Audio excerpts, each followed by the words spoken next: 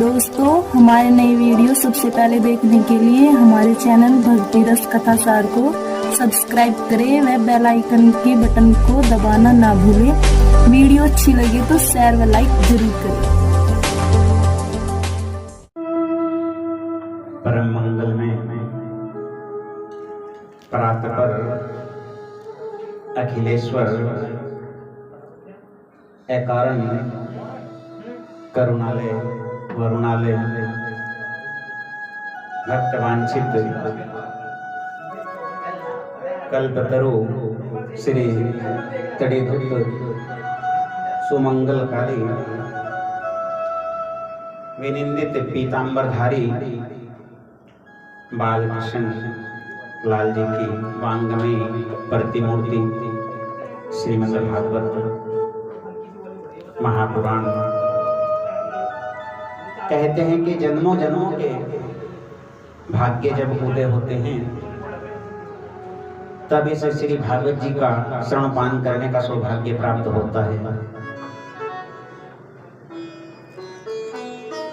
आइए ऐसे परम पवित्र पतित पावन कलिमलहारन ग्रंथ का अवगाहन करने से पूर्व इस पवित्र गंगा में स्नान करने से पूर्व बड़ा सुंदर ठाकुर जी का वंदन करते हुए आइए अपनी जीवा को पावन करते हैं। बोलिए वृंदावन बिहारी लाल की जय।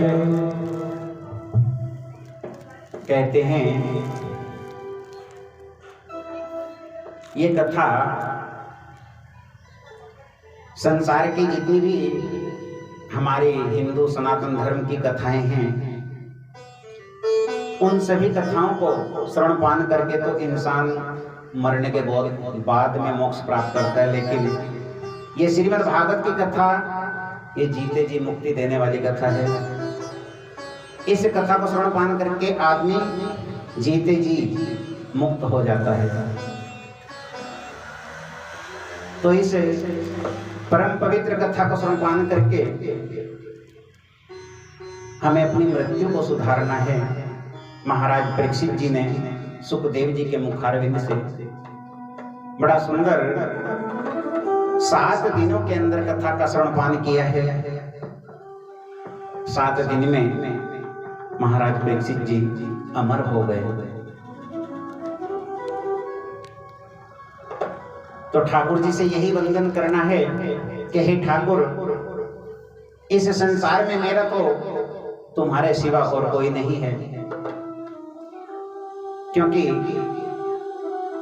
जिस समय पर ठाकुर जी इस धरा को छोड़ करके गए थे तो उद्धव जी से यही बात कह के गए कि हे उद्धव जी ने प्रश्न किया, बोले कन्हैया आप तो यहाँ से जा रहे हो, इस धरा को छोड़ करके जा रहे हो, तो फिर धर्म किसके सहारे रहेगा। ठाकुर जी ने उसी समय यही बात कही उद्धव से कि हे उद्धव, मैं जा रहा हूं तो इस बात की चिंता मत कर, मेरा प्रतिबिंब मैं यहीं पे छोड़े जा रहा हूं। श्रीमद् भागवत महापुराण ये जो ग्रंथ है ये कोई छोटा मोटा किताब नहीं है, ये साक्षात परम ठाकुर जी की वांगमय मूर्ति है। ठाकुर जी से इसी बात का चिंतन करते हुए प्रार्थना करनी है कि जब तू ही तू है सब में बसा, फिर कौन भला और कौन बुरा।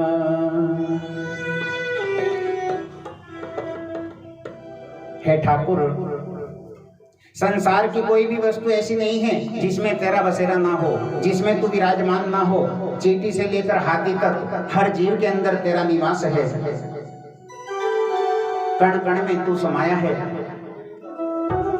जब तू ही मुझको सारी जगह नजर आता है तो मैं अच्छा बुरा कुछ भी नहीं पहचान पाता। मेरे को किसी चीज का ज्ञान नहीं है, अपनी जिह्वा को पावन करते हुए प्रार्थना करनी है।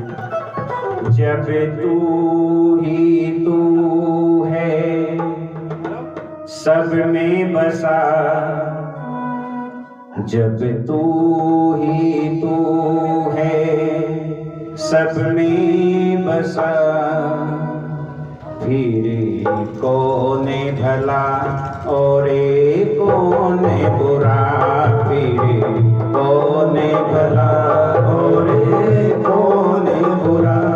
जब तू ही तू है सब में बसा, जब तू ही तू है सब में बसा, फिर कौन बुरा और कौन बुरा, फिर कौन भला और कौन बुरा।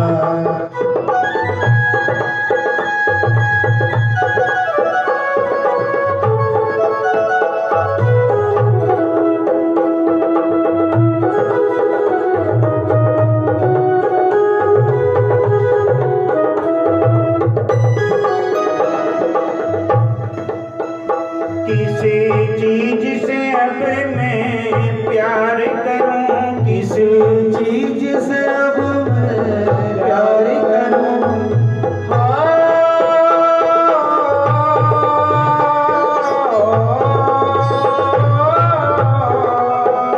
किसी चीज से अब मैं प्यार करूं, किसी चीज से अब मैं प्यार करूं, और ठोकर से ठुकराऊं किसे, और ठोकर से ठुकराऊं से। जब दिल से दुई का भेद मिटा, जब दिल से दुई का भेद मिटा, फिर कौन भला और कौन बुरा, फिर कौन भला और कौन बुरा।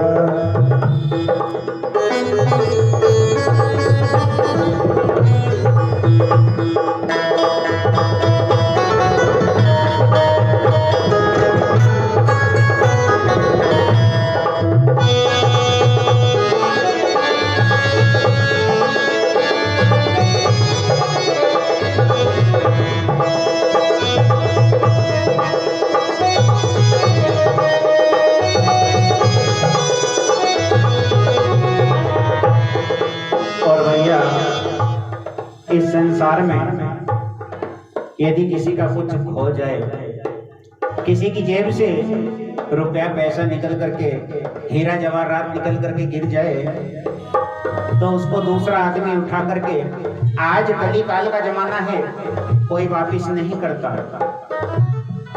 हे ठाकुर, मेरे को नहीं पता कि मैं किस चीज से प्यार करूं, मैं नहीं जानता कि सोने में भी तेरा ही वास है और मिट्टी में भी तू ही बसा है, मुझे नहीं पता है। मेरी समझ में नहीं आता कि मैं सोने को प्यार करूं या मिट्टी को प्यार करूं, क्योंकि भैया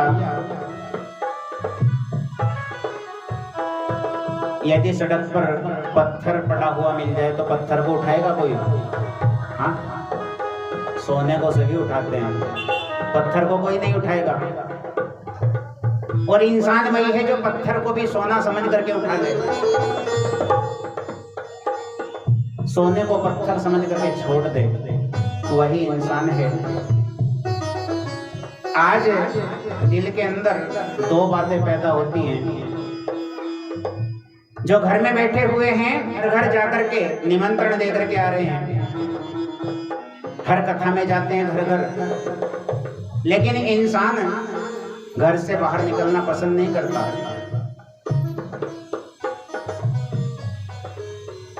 सोचता है कि कथा में जाऊंगा तो 10 का नोट चढ़ाना पड़ेगा, 10 रुपए में तो पूरे दिन की बीड़ी का काम चलेगा, सिगरेट का काम चलेगा, छोड़ कहाँ जाएगा। दूसरा मन कहता है नहीं नहीं, भगवान का कार्य है, चलो चलते हैं, चल करके देख लो तो क्या हो रहा है। तो भैया हर इंसान के दो दिल होते हैं, दो जीव होते हैं, दो प्रकार का मन होता है। अंदर का मन कहता है कि चलो चलते हैं कथा में, बाहर का मन कहता है नहीं नहीं कोई फायदा नहीं है।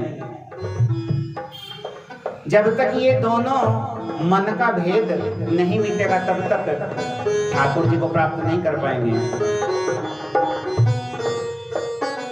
फिर सुख दुख रोना हंसना क्या, फिर सुख दुख रोना हंसना क्या, फिर सुख दुख रोना हंसना क्या, फिर सुख दुख रोना हंसना क्या, और जीवन मरण बिछोना क्या, और जीवन मरण बिछोना क्या।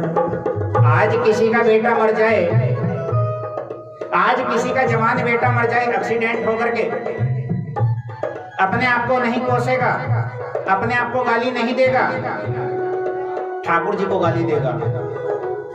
बोले भगवान तूने बहुत बुरा किया। अड़ोसी पड़ोसी भी कन्हैया को गाली देंगे। बोले हे ठाकुर, अरे इतना अच्छा आदमी था बेचारा, इतना भला आदमी था, तूने उसके साथ बहुत बुरा कर दिया। लेकिन ठाकुर जी कहते हैं कि मैं किसी के साथ बुरा नहीं करता, कभी भी किसी के साथ में गलत व्यवहार नहीं करता। और यदि आप किसी एक की, किसी के भी बेटे की नौकरी लग जावे, 1-2 लाख रुपए की नौकरी लग गई, ठाकुर जी का नाम नहीं लेगा, कहेगा कि मैंने रिश्वत दे करके इसको नौकरी लगाया है। ठाकुर जी का नाम नहीं लेगा। बोले भगवान ने नौकरी नहीं, मैंने। भैया ये मैं का जो भेद है, जब तक इंसान का ये भेद नहीं मिटता तब तक जीने का कोई फायदा नहीं है। फिर सुख दुख रोना हंसना क्या, फिर सुख दुख रोना हंसना क्या, और जीवन मरण बिछोना क्या, और जीवन मरण बिछोना क्या। जब सब में प्रभु है तेरी रजा, जब सब में प्रभु ने तेरी अदा, फिर कौन भला और कौन बुरा, फिर कौन भला और कौन बुरा। जब तू ही तू है सब में बसा, जब तू ही तू है सब में बसा, फिर कौन भला और कौन बुरा, फिर कौन भला और कौन बुरा, और कौन बुरा और कौन भला। जय जय श्री राधे, जय जय श्री राधे, जय जय श्री राधे श्याम। और आइए पतित पावन कलिमल हारिणी इस पापनाशनी कथा में अवगाहन करते हैं। कहते हैं श्रीमद् भागवत कथा के सुनने की पद्धति क्या है, इसको किस प्रकार से सुनना चाहिए, इस कथा को श्रवण पान करने से क्या लाभ होता है और इसके नियम क्या हैं। देखो आज कथा का प्रथम दिवस कलश यात्रा, कलश यात्रा होनी थी, वो अक्षय त्रिपाल पे पहुंचा दिया था।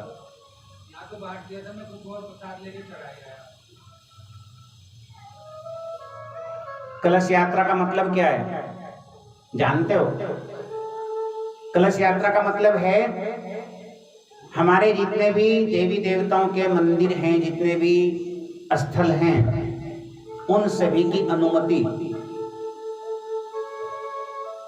नगर खेड़े की अनुमति, अक्षय त्रिपाल की अनुमति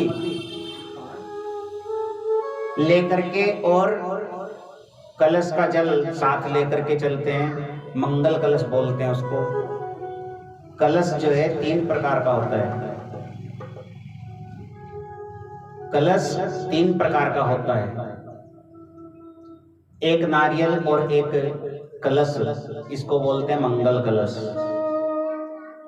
और एक नारियल, एक लोटा और एक घड़ा, घड़े के ऊपर लोटा, उसके ऊपर नारियल, उसको बोलते हैं वरुण देव। और एक होता है रुद्र कलश। रुद्र कलश का मतलब होता है यदि किसी ब्राह्मण ने 1.25 लाख गायत्री करानी है तो यजमान से बोलेगा कि 11.25 किलो 11.25 किलो चावल जिस पात्र के अंदर आ जावे, इतना बड़ा पात्र चावलों का भर करके घड़े के ऊपर रखा जाता है। घड़े के ऊपर लोटा, लोटे के ऊपर वो पात्र और उसके ऊपर नारियल, उसको बोलते हैं रुद्र कलश। तो यहाँ पे इतनी लंबी चौड़ी बात तो नहीं हो रही है, यहाँ पे तो केवल एक मंगल कलश की बात थी। घर घर मंगल कलश सबके घर में है। एक लोटा एक नारियल सभी को लेकर के आना था। कलश यात्रा निकालनी थी। कलश यात्रा निकालने से 2 फायदे होते हैं। एक तो जन जागृति, अपने धर्म का प्रचार। हर गली हर मोहल्ले से निकलते हुए कलश यात्रा जब चलती है तो उसमें जो है जागृति होती है, पूरे नगर में पता चलता है कि क्या हो रहा है। भाई कलश यात्रा किस चीज की है? बोले भागवत हो रही है। किसके यहाँ? बोले संजय जी के यहाँ। दूसरी बात, अब संजय जी अकेले कथा को नहीं करा रहे। मेरे को ऐसा महसूस हो रहा है कि यहाँ इस नगरी के जो लोग हैं वो इसी बात को सोच रहे हैं कि संजय जी शायद शर्मा जी अकेले ही करा रहे हैं। ये सार्वजनिक कथा है। इस सार्वजनिक कथा में सभी का आने का फर्ज है। हम यहाँ पर संजय जी के मेहमान नहीं हैं, हम पूरी नगरी के मेहमान हैं। अब यहाँ पर दूसरा फायदा क्या है? दूसरा फायदा यह है कि जो महिला कलश को साथ में लेकर के चलती है, कलश यात्रा में कलश को साथ में लेकर के चल करके जब यहाँ पर स्थापित करते हैं, उसके बाद 7 दिन के बाद जब कथा समापन होती है तो जो कलश का जल है ये बहुत महत्वपूर्ण चीज है। इसको अपने घर में, दुकान में, मकान में, गौशाला में, सारी जगह अपने परिवार में इसको छिड़क करके अपने घर की मंगल कामना करनी पड़ती है। और भगवान जाकी रही भावना जैसी, प्रभु मूर्ति देखी तिन तैसी। भैया जिसकी जैसी भावना है उसको वैसे तरीके से भगवान फल देता है। छोटी सी एक बात और बता दूं आपको, हमारी जो भागवत है, भागवत का जो मंच लगा है, भैया अपनी मनोकामना लेकर के इन 7 दिनों में 108 परिक्रमा कम से कम भागवत जी के मंच की 108 परिक्रमा करने से जो भी मनोकामना लेकर के, जो भी संकल्प लेकर के अपने घर से यहाँ पर 108 परिक्रमा करेगा, भैया उसकी वो मनोकामना पूर्ण होगी। ये भागवत जी कहती है, मैं नहीं कहता, भागवत जी कह रही है। परिक्रमा करने का समय होना चाहिए कथा के 3 घंटे। इन 3 घंटे के बीच में परिक्रमा नहीं करनी चाहिए जब तक के कथा चलती हो। 3 घंटे का समय छोड़ करके सुबह, शाम, दोपहर किसी भी समय आकर के यहाँ पर परिक्रमा कर सकते हैं। कथा श्रवण करते हुए अक्सर निंद्रा आती है। कौन आती है? आलस्य। निंद्रा कौन है? निंद्रा देवी कौन है? हाँ, किसकी पत्नी है? कुंभकर्ण की। कुंभकर्ण की पत्नी निंद्रा देवी ये अक्सर आती है और कथा में आकर के व्यवधान डालती है। इसको दूर करने के लिए बड़ा सुंदर ये जो म्यूजिक आप लोगों को सामने जो म्यूजिक बज रहा है, ये आलस्य से दूर करने के लिए बड़ा सुंदर कथा का, भागवत जी का सर्वप्रथम श्लोक श्री वेद व्यास जी ने लिखा है कि सच्चिदानंद रूपाय। मेरे साथ बोलो, सभी बोलेंगे कि सच्चिदानंद रूपाय, सच्चिदानंद रूपाय, विश्वोत्पत्त्यादिहेतवे, विश्वोत्पत्त्यादि हेतवे तापत्राय विनाशाय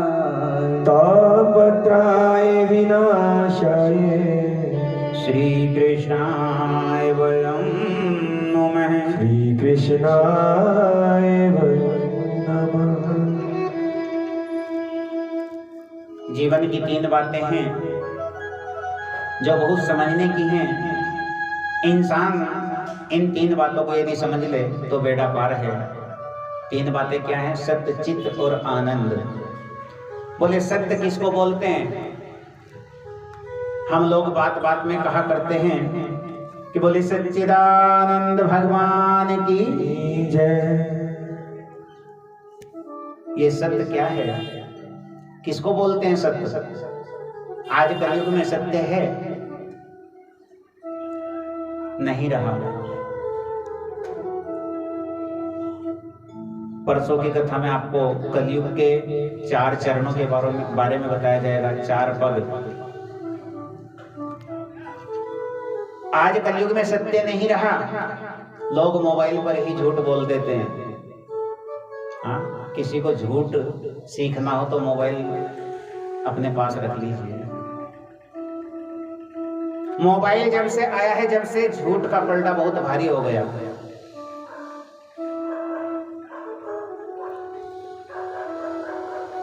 सत्य बोलते हैं। सत्य कहां पर है? जहां पर 5 आदमी बैठे हैं वहीं पर परमेश्वर है। बोलते हैं ना कि जहां पर अब मीटिंग करके तब फैसला करते हैं। क्यों करते हैं मीटिंग? एक आदमी अकेला फैसला क्यों नहीं ले सकता? क्योंकि अकेला आदमी कभी सत्य नहीं बोल सकता। जहां पर 5 आदमी है वहीं पर सत्य है।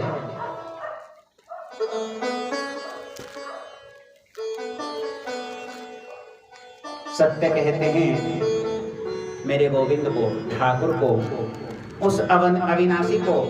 वही सत्य है। सत्य पहले और मध्य और अंत में केवल वही है। पहले भी वही था, मध्य में भी वही है और बाद में भी वही रहेगा। चित्त, चित्त किसको बोलते हैं? चित्त बोलते हैं चित्रहार। हाँ, देखा है चित्रहार? चित्त में रमण करने वाला कौन है? चित्त में रमण करने वाला मेरे गोविंद, बांके बिहारी, चिंता को मिटाने वाला। भैया जिसके घर में प्रतिदिन कलेश होता हो, जिसके घर में प्रतिदिन कलेश होता हो, उसको बड़ा सुंदर एक काम कर लेना चाहिए अपने घर का कलेश दबाने के लिए।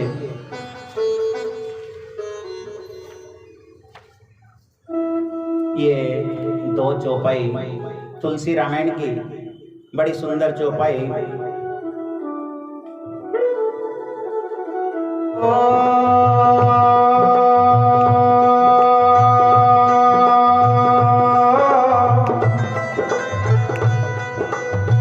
सीताराम चरण रति मोरे,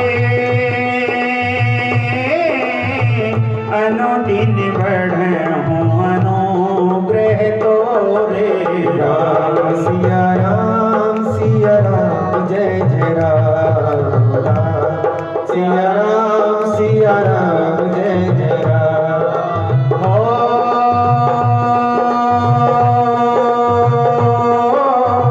यह वर मांगऊं कृपा निकेता, बसहूं हृदय श्री अनुज समेता। राम सिया राम जय जय राम। सिया राम जय जय राम।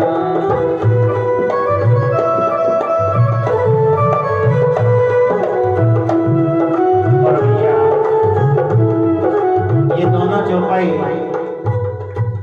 घर के कलेश को शांत करती है। प्रतिदिन शाम के समय इन दोनों चौपाई को अपने आप भी गावें और बच्चों को भी घुमावें। यदि किसी को ज्यादा क्रोध आता हो,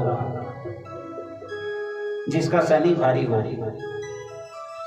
हाँ, लोग कहते हैं कि शनि की 7.5 किसी के ऊपर ढैया चढ़ा हुआ होता है।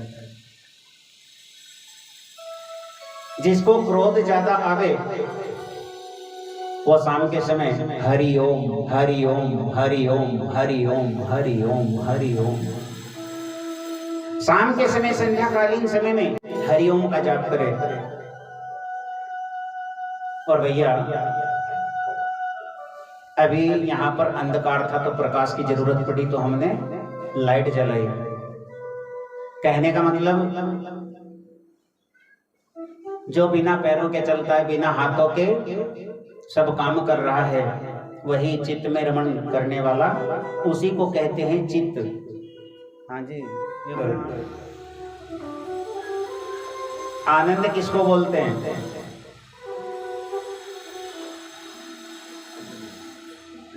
जो आनंद आपको रसगुल्ले खाने में आता है, वही आनंद एक शुगर को विष्टा खाने में आता है। जो आनंद आपको मलमल के बिस्तर पर लौटने में आता है, वही आनंद एक कुत्ते को कीचड़ में लिटते हुए आता है। तो आनंद किस चीज का नाम है? क्या मलमल के बिस्तर पे लौटने का नाम आनंद है? हाँ? क्या हवेली में रहने का नाम आनंद है? या फिर 56 प्रकार का भोग खाने का नाम आनंद है? आनंद किस चीज का नाम है? एक भगवान का नाम, ठाकुर जी का नाम ऐसा है, अगर घर में आप लड़ भिड़ करके कितना ही मार पीट करके आए हो और आपका जहर खाने का मन करता है, आत्महत्या करने का मन कर रहा है और आप यहाँ से गुजर के जा रहे हैं, और अगर भगवान की जरा सी भी कृपा आपके ऊपर हो गई और आप इधर को मुड़ गए, तो यहाँ पे बैठ के आप सारी लड़ाई, एक भगवान का नाम ऐसा है। तो भैया आनंद किस चीज में है? ठाकुर जी के नाम में। आनंद किसको बोलते हैं? ठाकुर जी को। सच्चिदानंद रूप है विश्वोत्पत्त्यादि हेतवे, जो विश्व को बचाता है, विश्व की उत्पत्ति करता है, विश्व का संहार करता है, अर्थात ब्रह्मा विष्णु शिव 3 देवताओं में 3 काम जिसने सौंप रखे हैं, वो कौन है? मेरे गोविंद नारायण ठाकुर जी, जिनकी कृपा विलासिता से सारा संसार चलता है। ऐसे मेरे गोविंद तापत्रय विनाशाय, 3 प्रकार के ताप होते हैं। कौन कौन से ताप होते हैं? शारीरिक, भौतिक और दैहिक। ओ दैहिक देविक,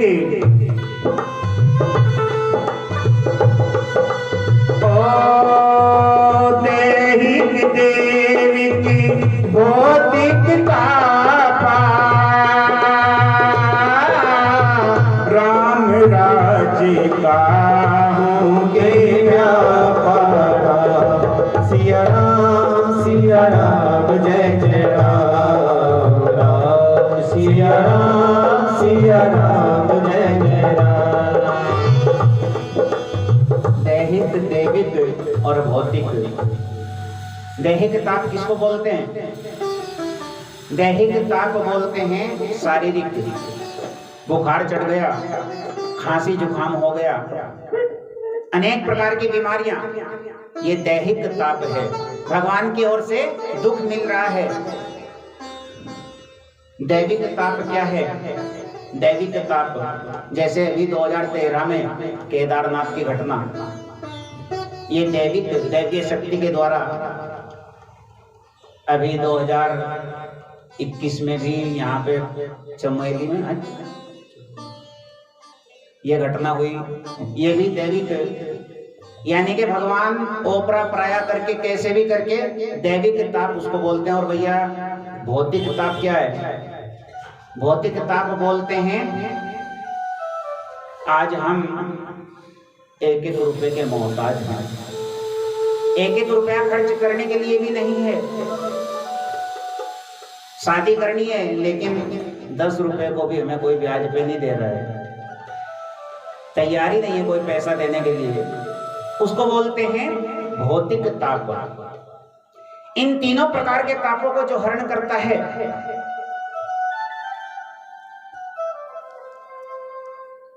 तापत्राय विनाशाय श्री कृष्ण, ऐसे श्री कृष्ण भगवान को, ऐसे ठाकुर जी को मैं वंदन करता हूं, प्रणाम करता हूं। और भैया प्रणाम, प्रणाम का मतलब, प्रणाम कितने प्रकार का होता है? प्रणाम होता है, यदि आपके घर में अभी यहाँ हमारी कथा के अंदर यदि कोई विधायक आ जाए या कोई मंत्री आ जाए तो आप उसको किस प्रकार से प्रणाम करोगे? हाँ, कैसे प्रणाम करोगे? हाथ जोड़कर या पैर छू करके या फिर दंडवत लौट करके कैसे प्रणाम करोगे? या ऐसे करके करोगे हाय हाय? हाँ, जब आप सुबह के समय मंदिर में जाते हो तो भगवान को कैसे प्रणाम करते हो? जब आप बाहर से अपनी ड्यूटी करके अपने घर में माता पिता को प्रणाम कैसे करते हो? ये 3 प्रकार के प्रणाम होते हैं। किसी मंत्री को, नेता को प्रणाम करना हो तो हाथ जोड़ करके, किसी अतिथि का दूर से सत्कार करना है तो हाथ जोड़ करके, माता पिता गुरुजनों के और भगवान के मंदिर में धर्म कीर्तन में जाकर के दंडवत होकर के प्रणाम करना चाहिए। और यदि किसी यार दोस्त से हैं फिर तो हाथ मिला है। तो ऐसे ठाकुर जी को, ऐसे श्री कृष्ण को मैं प्रणाम करता हूं। आज 3 प्रकार के ताप जो दूर करते हैं भैया, ये 3 प्रकार के ताप जिसको नहीं है ऐसा कोई है संसार में? दैहिक, दैविक, भौतिक तापा, हाँ जी, जिसको कोई दुखी ना हो ऐसा कोई नहीं है। किसी के पास भी जाओगे, जाकर के हाल चाल पूछोगे, चाहे वो बिल्कुल सुखी बैठा है, धनवान है, पैसा है, सब काम है, सुखी बैठा है, लेकिन जब जाके पूछोगे भाई क्या हाल है, बोले जी बस कट रहा टाइम कट रहा। और वास्तविकता भी यही है कि टाइम कट रहा है। जितना भी 1-1 मिनट जा रही है तो हमारा तो जीवन का समय कट रहा है। तो कबीरदास जी बड़ा सुंदर कहते हैं, कोई तन दुखी कोई मन दुखी, तन दुखी कोई मन दुखी, कोई धन बिन रहते उदास, थोड़े थोड़े सब दुखी, सुखी। सुखी कौन है? हाँ भैया, थोड़े थोड़े तो सभी दुखी हैं, लेकिन सुखी कौन है? आज आप कहीं भी जाकर के देख लीजिएगा, देखो हमारी जो सरकार, जो भाजपा की सरकार है, किसकी सरकार है? बाबुओं की। हाँ, जो जिनके घर में पीछे कोई रोने धोने वाला नहीं है, एक माँ है वह भी बेचारी बुढ़ी बुढ़ी। अब सरकार यदि हमारी साधु संतों की है तो ये समझ लो कि देश 5-7 साल हो गए बढ़िया चल रहा है। हाँ जी, सन 2014 से अब तक देश बहुत अच्छा चल रहा है। 14 से पहले जो हाल था वो सब आपको पता है। तो सुखी कौन है? साधु संत। कौन है सुखी?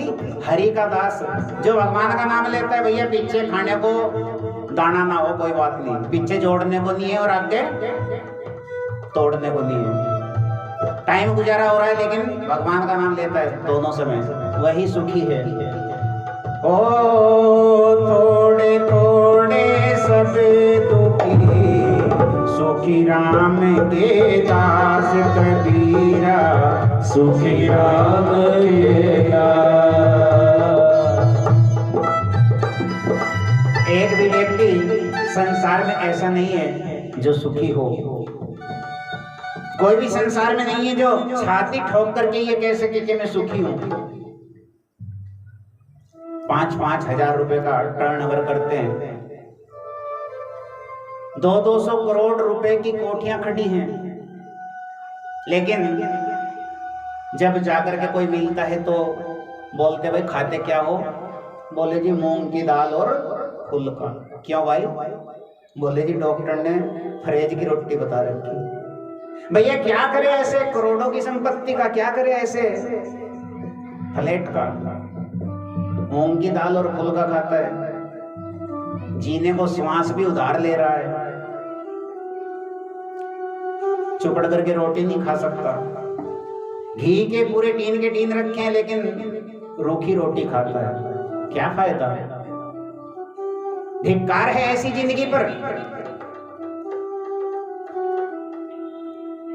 किसी को किसी बात की कमी नहीं है, अनंत संपत्ति है, बड़ी बड़ी इंडस्ट्री आज लगा रखी हैं, लेकिन मानसिक चिंता से सभी ग्रसित हैं। आज सभी को मानसिक बीमारी हो चुकी है। ऐसा इंसान कोई भी नहीं है जो मानसिक बीमार ना हो। हर घर में मानसिकता का जो कारण है वो क्या है? आज घर में 5-5 सदस्य हैं, लेकिन घर में पूरा दिन हो जाता है एक दूसरे के साथ बात करें। कारण क्या है? मोबाइल। सबसे बड़ा कारण मोबाइल है। घर में झगड़ों का कारण भी मोबाइल है। घर की अनेक बीमारियों का कारण भी मोबाइल है। एक उस कोने में बैठा मोबाइल लिए, एक इस कोने में बैठा। कोई फायदा नहीं है ऐसी जिंदगी का। पहले समय में लोग यहां से याद किया करते थे। कहां से याद करते थे? हृदय से। और आज लोग कहां से याद करते हैं? दिमाग से। एक दूसरे को याद करने का माध्यम दिमाग है, हृदय नहीं है। हृदय से कोई याद नहीं करता।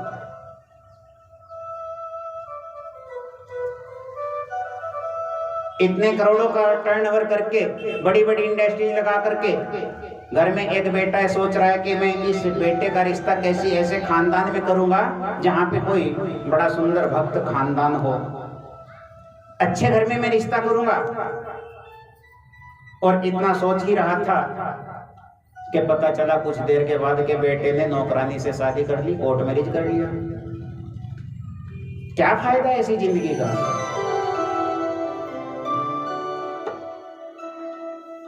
बेचारा दिन भर मजदूरी करता है, मजदूरी करके बड़ी बड़ी मल्टी स्टोरी बिल्डिंग बनाता है, पुताई करता है, डिस्टेम्पर करता है, इतनी जान जोखिम में डाल करके शाम को घर पे आता है तो क्या मिलता है?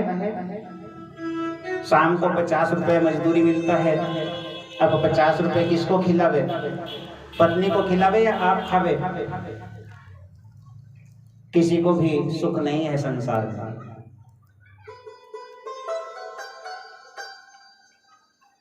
कि कबीरा सब जगे निर्धना, कबीरा सब जगे निर्धना, धनवंता नहीं कोई, धनवंता सोई जानिए जाको। राम धन होए कबीरा, राम नाम धन हो। सबसे बड़ा धनी कौन है? इतनी बड़ी बड़ी करोड़पति होने के बाद भी भैया कोई धनवान नहीं है। सबसे बड़ा धनवान कौन है? जिसके पास राम रतन धन होए, राम नाम का धन जिसके पास है। आज जाकर के देख लो, आश्रमों के अंदर जाकर के देखोगे आप, आश्रम के अंदर कितने ही आश्रम है भारत में, किसी भी आश्रम में चले जाओ, आश्रम के अंदर एक अलग ही अनुभूति मिलेगी आपको। वहां का जो भोजन है उसमें लहसुन और प्याज नहीं होगा, पहली बात। बिना लहसुन प्याज का भोजन, लेकिन इतना स्वादिष्ट कि 56 प्रकार के भोग फैल। कारण यही है कि वहां पर भगवान का नाम। भैया भोजन कितने प्रकार का होता है? कौन कौन सा? माता जी के लिए जोरदार ताली बजाओ। भोजन 3 प्रकार का होता है। तो आप लोग अभी दोपहर में जो खा करके आए हो, तो भोजन खा के आए हो कि खाना? हाँ, खाना कौन कौन खा के आए? हाथ उठाओ जो खाना खा के आए हैं। और भोजन किस किस ने किया है? और उपवास कौन है?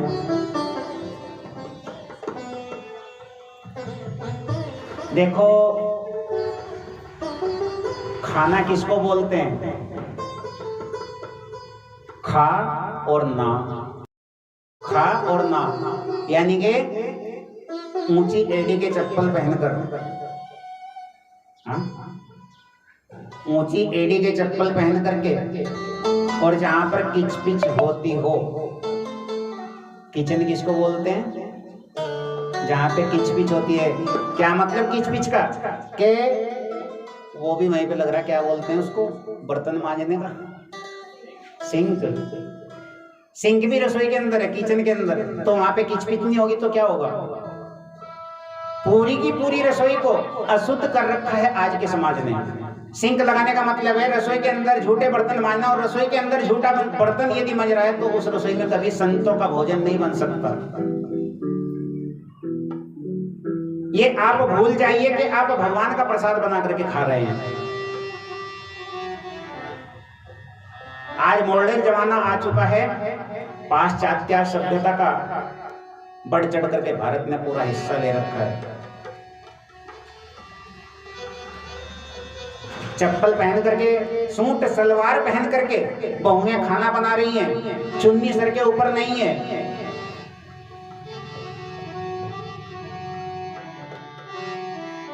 तो क्या उस खाने को किसी संत को या महापुरुष को परोसा जा सकता है? नहीं परोस सकते।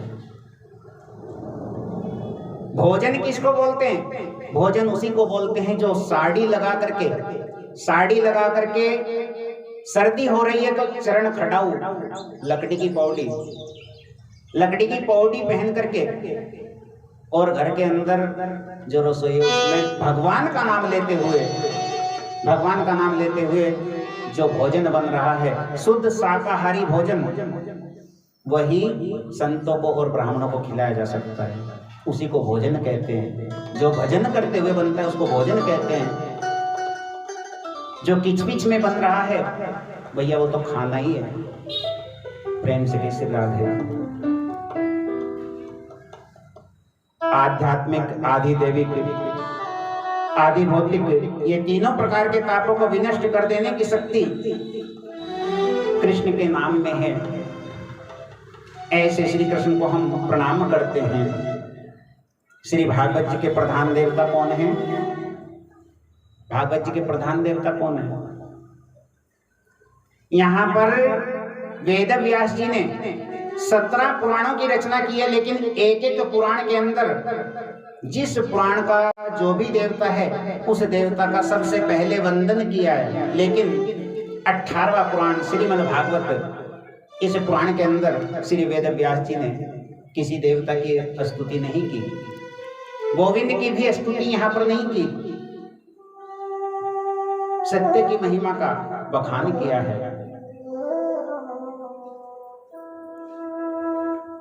सत्यचित और आनंद, सबसे पहला श्लोक यही दिया है सत्यता के ऊपर। आइए ऐसे सुंदर वेद व्यास जी के ग्रंथ की सुंदर कथा की ओर बढ़ते हैं। उस नैमिषारण्य क्षेत्र में चले जहां पर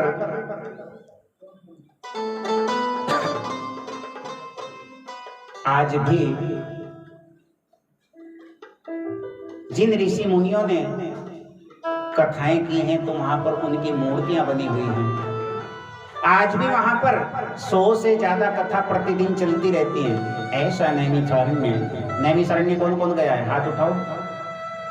नैमिषारण्य कहाँ पे पड़ता है? नैमिषारण्य हाँ, हरदोई जिले में, हरदोई जिले में नैमिषारण्य पड़ता है। तो उस नैमिषारण्य में जहां पर भगवान श्री कृष्ण का चक्र, सुदर्शन चक्र गिरा है,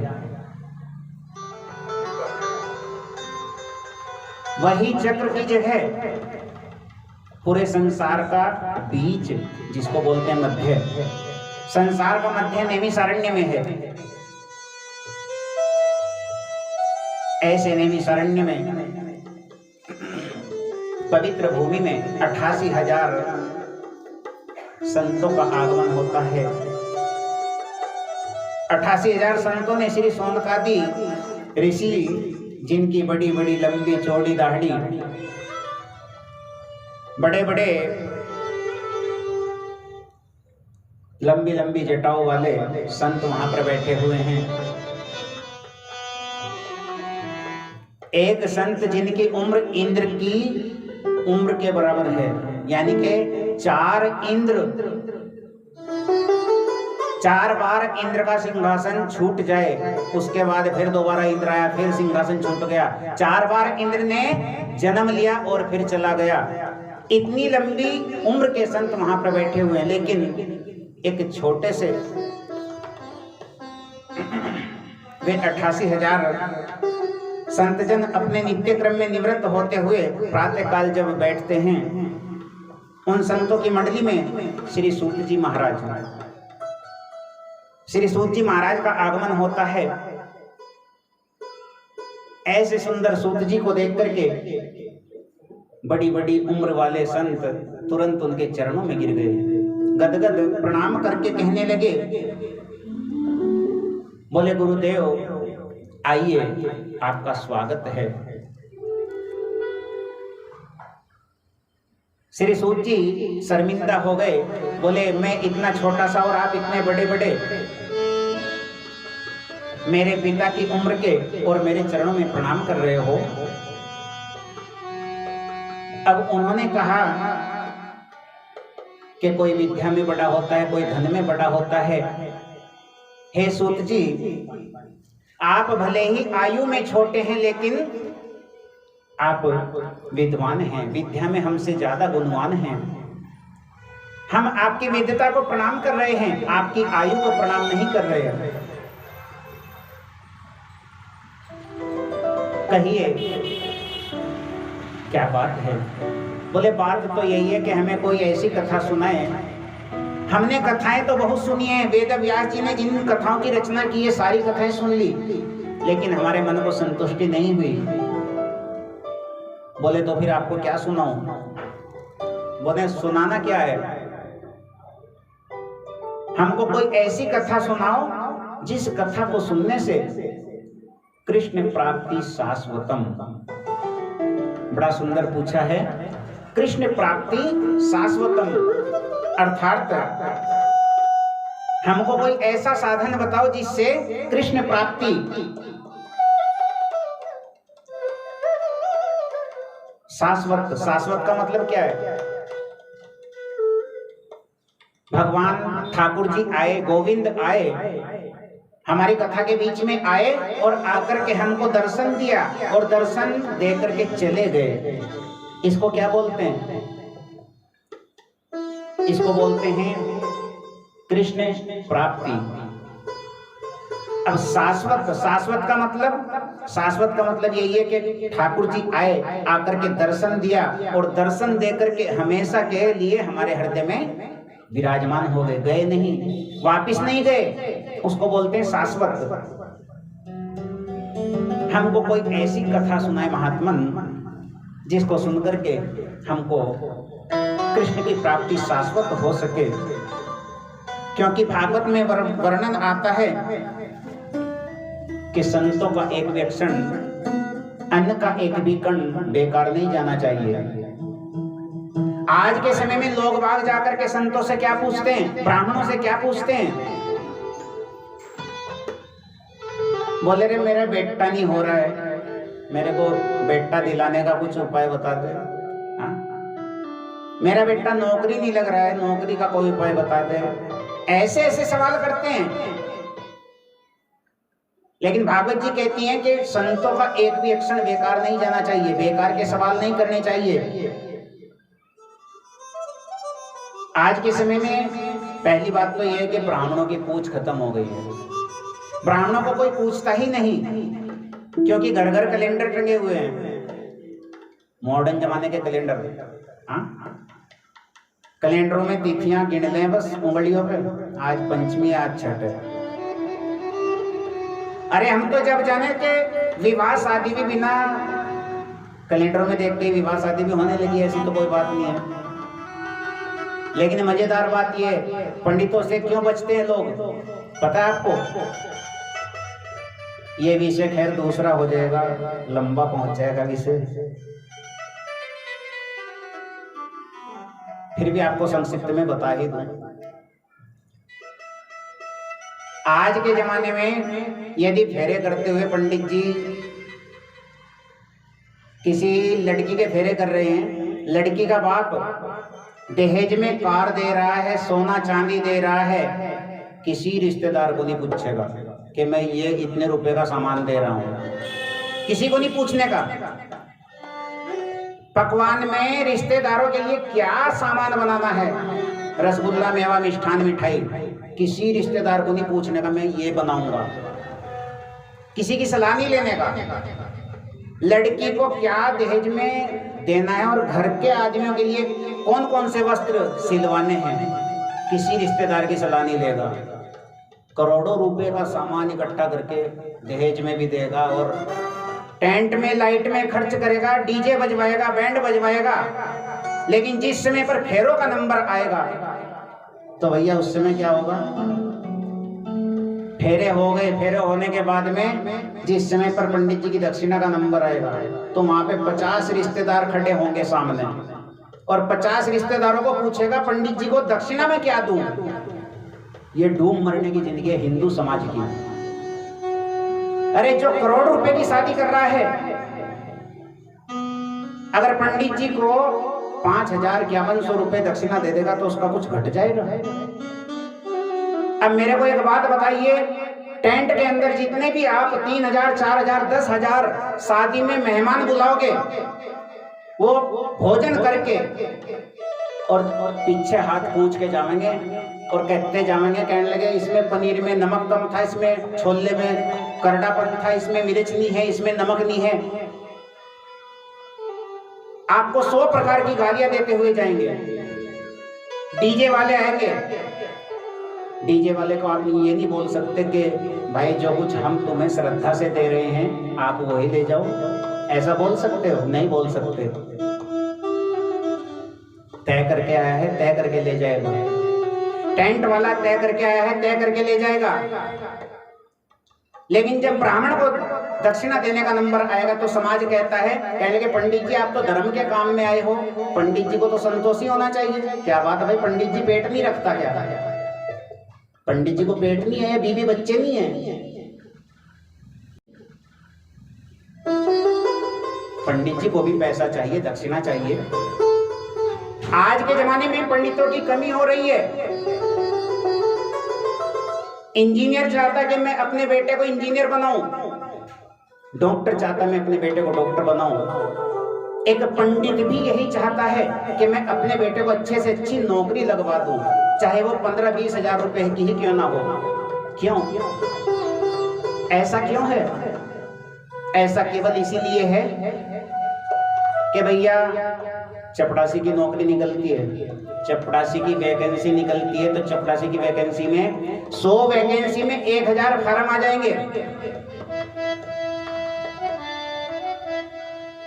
और एक मंदिर में पुजारी की जरूरत पड़ जाए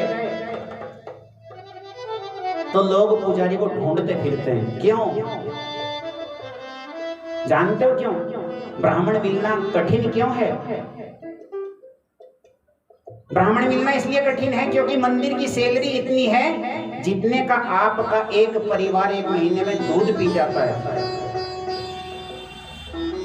आपका परिवार एक महीने में दूध पी जाता है, इतने रुपए की ब्राह्मण को सैलरी मिलती है। तो ब्राह्मण क्यों बनाएगा अपने बेटे को पंडित? कोई नहीं बनाएगा। और जब ऐसा ही होता चला जाएगा तो समय आएगा कि आपको अपनी लड़की का, भैया जब 500-1100 रुपए दक्षिणा देने का आप लोग सोचते हो 500 और 1100 रुपए दे देंगे तो ब्राह्मण भी फिर हनुमान चालीसा का पाठ करके आपकी लड़की का विवाह करा जाएगा। फिर बाद में कोसते रहना, बाद में वीडियो वायरल करते रहना कि भाई हमारा विवाह जो है हनुमान चालीसा पढ़ के करा गया। सुबह से शाम हो गई, शाम से रात हो गई, पूरी रात बैठ करके मंगलों का मंत्रों का गान किया है, मंगल मंत्र गाए हैं, स्वस्ति वाचन कल्याण के मंत्र गाए हैं पूरी रात बैठ करके पंडित जी ने। और सुबह को जब दक्षिणा का नंबर है 500 और 1100 रुपए दिखाते हैं। जो लोग गाली दे करके जाते हैं खाना खा करके, टेंट वाला और बाजे वाला क्या धर्म के काम में नहीं आया? अगर आप लड़की के विवाह को धर्म का कार्य समझते हो तो उसमें टेंट और बाजे वाले भी कर रहे हैं, उनको आप गिन के क्यों देते हो?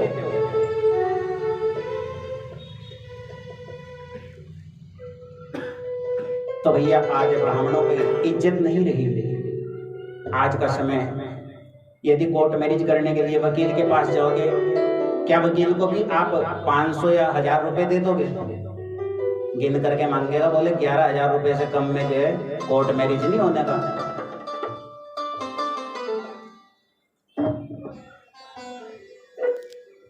किसी वकील से जाकर के मिलो, उसके बाद किसी ब्राह्मण से आकर के मिलो।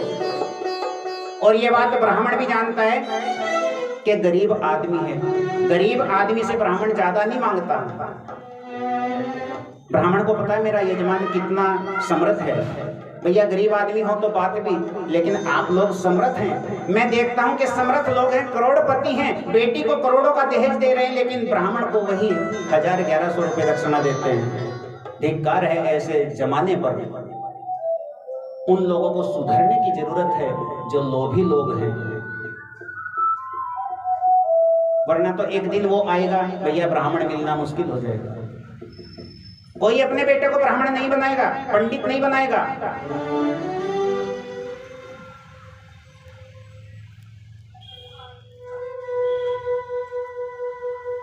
मैं देखता हूं कितने लोग रविवार को, खैर बाजार में तो किसी को समय नहीं है, लेकिन गांव में जितनी भी गांव की आबादी है, गांव में जाकर के देखता हूं कि संडे का दिन होता है, जो बाहर ड्यूटी जाने वाले हैं वो घर पे ही रहते हैं तो ताश खेलते हैं।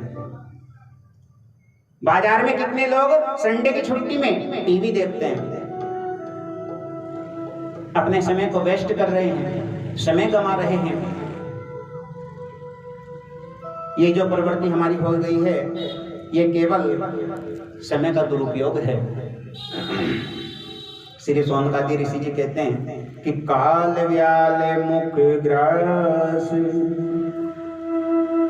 त्रास निर्मास हेते। हमारा जीवन क्या है? ध्यान दें, एक बहुत बड़ी सुनने योग्य बात है। हमारा जीवन क्या है? एक बहुत बड़ा अजगर, एक बहुत बड़ा सर्प अपना मुख खोल करके हमारे सर के ऊपर मंडरा रहा है। प्रतिदिन हम उस सर्प के मुख में जाने के लिए तैयार हैं, और इस बात का हम सबको पता है, लेकिन उसके बाद भी आज इंसान भयभीत नहीं है।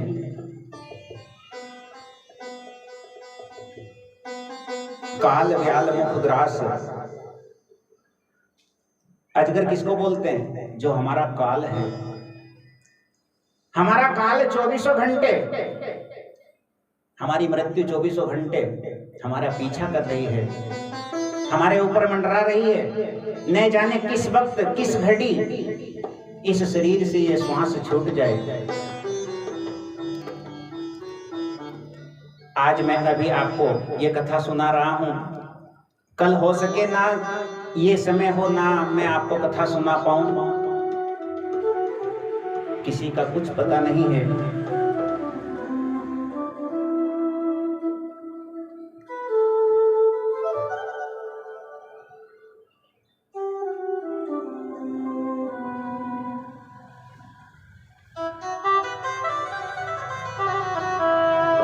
रात को 9 बजे एसी चलाकर कमरे में सो रहे हैं और विचार करने लगे। मन बोलने लगा कि क्या करो। बोले वो हाईवे पर 2700 गज का प्लाट पड़ा है, उसको कल खरीद लेता हूँ, उसके कागज बन जाएंगे, उसमें फिर क्या करेगा। बोले उसमें जो है बहुत बड़ी एक इंडस्ट्रीज लगाऊंगा। फिर क्या करेगा। बोले करेगा क्या। उसमें जो है इतनी बड़ी इंडस्ट्री लगाऊंगा कि लोग नौकरी किया करेंगे। फिर क्या होगा। फिर ये होगा कि धनीवानों की लिस्ट में मेरा नाम सबसे ऊपर आएगा। धनवानों की लिस्ट में मेरा नाम ऊपर आएगा। 4 जगह 4 मेरे बेटे होंगे और चारों बेटों को पढ़ाऊंगा लिखाऊंगा, अच्छी नौकरी कराऊंगा। उसके बाद एक को मद्रास में बहुत बड़ा फ्लैट मकान होगा, दूसरे का देहरादून में, तीसरे का बॉम्बे में और चौथे का दिल्ली में। इस प्रकार इतने सुंदर फ्लैट बना करके बोले फिर क्या होगा। होगा क्या। सुबह को नाश्ता दिल्ली में हुआ करेगा। फिर क्या होगा। दोपहर का भोजन कहाँ होगा। बोले वो बम्बई में जाके होगा। शाम को जो नाश्ता है वो देहरादून में और भैया शाम का जो भोजन है वो मद्रास में। अब इतना सोच ही रहा था। मन ने कहा फिर क्या होगा। बोले होगा क्या। मौज ही मौज होगी। चारों बेटा बहुओं वाले हो जाएंगे, वो सेवा किया करेंगे, जिधर भी जाऊंगा उधर ही सेवा होगी। और इतना सोचते सोचते 9:30 बजे तक, आधा घंटा सोचने के बाद 9:30 बजे हार्ट अटैक हो गया। राम नाम सत्य है। ना तो 2700 करोड़ रुपए की जमीन खरीद दी गई, ना मकान बना, ना इंडस्ट्री, ना बेटे के ब्याह हुए, सारा काम यहीं रह गया। पल भर में पराया हो गया।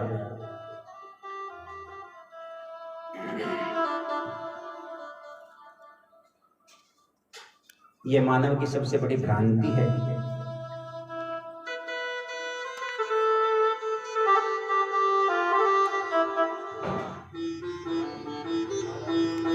श्री सोनकादि ऋषि जी कहते हैं,